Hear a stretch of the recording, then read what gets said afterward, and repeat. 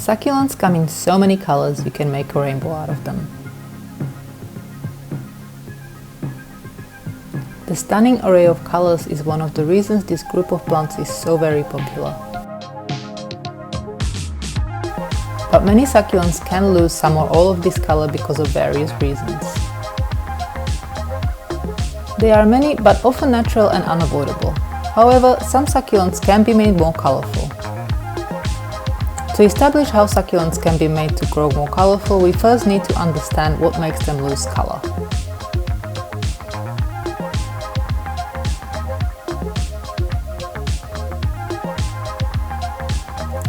There are many reasons why succulents go from this to this. Lots of succulents are naturally a certain color, but when that color intensifies or when a completely new color appears on an otherwise greenish succulent, it is due to stress. For instance, this Echeveria rubin is super red due to the cold. I made this video during winter and cold stresses almost every succulent and makes them more colorful. During the warm months, rubin is very likely to look more like this. The difference can be quite staggering. In cooler countries where summer night temperatures can drop below 9 degrees Celsius or 48 Fahrenheit, the color can last past spring. Here in Australia, the summer temperatures tend to be quite warm day and night in summer, and so most succulents lose a lot of the reds, pinks and purples. Some of the other color influencing factors are season, sun exposure, size of the pot, potting mix and watering. When spring rolls around, succulents start growing rapidly, but often this growth will also mean less color. If you've also repotted your succulents to facilitate all this growth, the color loss may be even more dramatic. The more sunlight a succulent is exposed to, the better color and shape it will be. Most succulents are sun-loving plants and need to be exposed to the sun for a certain amount of hours to grow well. Now this is the difference the sun can make to succulents' appearance. The plants on the right have been growing under 70% shade cloth. I have then moved them under 30% shade and they colored up within a couple of weeks. On the left, they have been in full sun position for a month and have grown colorful and compact. Being in a small pot and root bound can also stress succulents into displaying more color. Once succulents reach the limit of the pot with their roots and use up all the nutrients, they will slow down growth, grow more compact and often more colorful. But when they get repotted, it is likely they will lose some of that color and start growing more rapidly. More space for the roots to expand and nutrients to absorb is going to turn the alarm bells off and the stress color may disappear.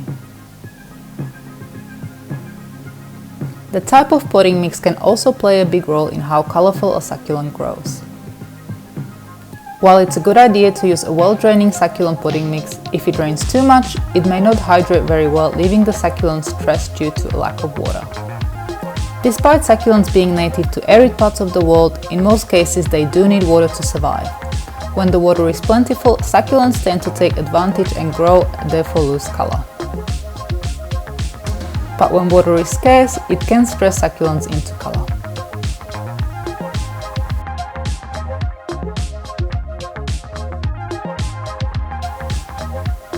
So now we know stressing succulents make them extra colorful. But it's not that straightforward and extra care must be taken when attempting to stress a succulent.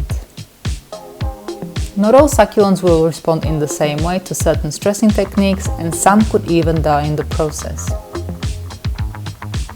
It is important to remember that great many succulents only color up in the cooler months and may not get colorful through other ways of stressing. In my opinion, gently does it is the best approach, especially if you're not sure how your succulent will react. When I want to get color, I'd usually add a bit of perlite or pumice into the already well-draining succulent potting mix. And that is exactly how I got the Echeveria Black Prince on the right so much more colorful. I've also kept it in a smaller pot. The trade-off for the color is size. At this stage, the plant on the right will not grow much more as long as it is kept in this one pot. It may also start losing leaves if I'm not careful. When stressing succulents on purpose, it is vital they are not exposed to the extremes, especially strong summer sun.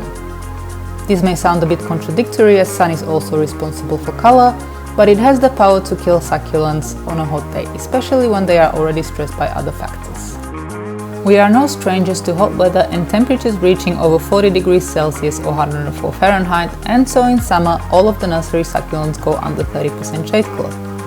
This way the crucial light still gets to the plants, but the harmful UV is bounced back.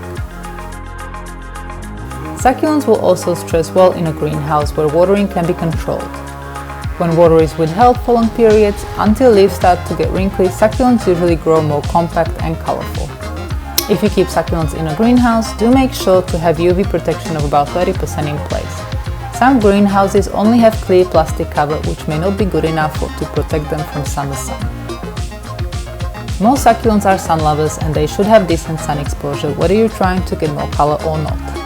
When grown in shade or insufficient light, many succulents will be more green than any other color.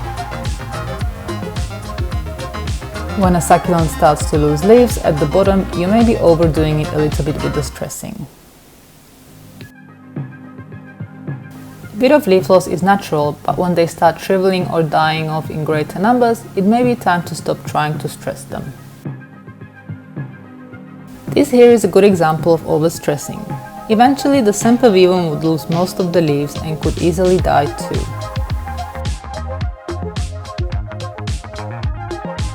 To conclude, you can stress succulents by keeping them in a smaller pot, using extra gritty potting mix, watering only when a plant is starting to shrivel, and by exposing to the sun. And that is it for today. I hope you found this video useful and may all your succulents grow amazingly colorful. Thank you very much for watching.